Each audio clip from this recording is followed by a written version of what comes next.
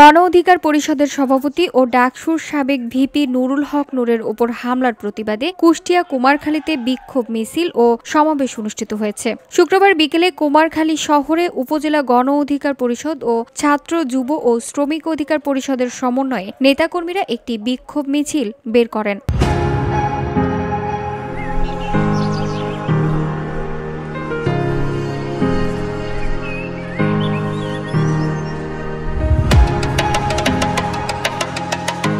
মিছিলটি শহর গোলাম কিবরিয়া সেতুর সামনে থেকে শুরু হয়ে বিভিন্ন সড়ক প্রদক্ষিণ শেষে কুমারখালী বাস স্ট্যান্ডে এক সমাবেশে অনুষ্ঠিত হয়। সমাবেশে জাতীয় পার্টি নিষিদ্ধের দাবি জানানো হয়। তারা বলেন, আপা গেছে যে পথে জাতীয় পার্টি যাবে সে পথে।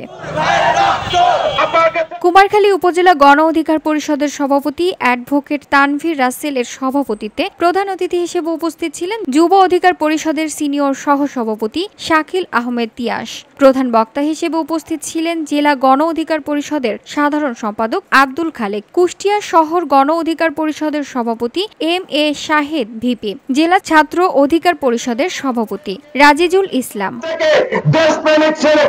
সমাবেশে বক্তারা বলেন, গণ অধিকার পরিষদের সভাপতি নুরুল হক নূর ও সাধারণ সম্পাদক রাশেদ খানের উপর সন্ত্রাসী হামলা গণতান্ত্রিক আন্দোলনকে বাধাগ্রস্ত করার একটি ঘৃণ্য চেষ্টা।